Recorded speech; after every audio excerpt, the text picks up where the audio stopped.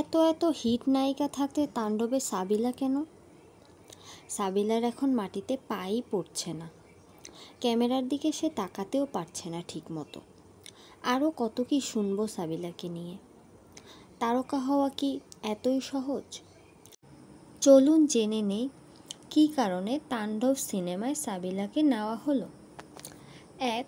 সাবিলা নূর television ও online প্ল্যাটফর্মে বেশ জনপ্রিয়।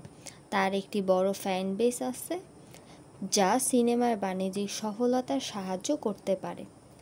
2. সাকিব খান অনেক নায়িকার সঙ্গে কাজ করেছেন। সাবিলার সঙ্গে নতুন কেমিস্ট্রি দর্শকদের জন্য একটা আকর্ষণীয় বিষয় হতে পারে। 3.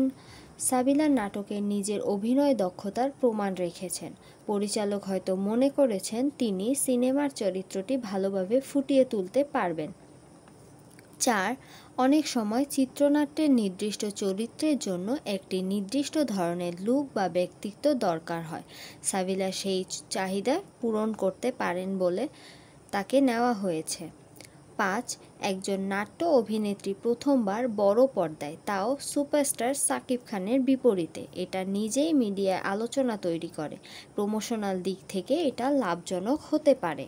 এ বিষয়ে আপনার কী মতামত কমেন্টে জানাতে ভুলবেন না।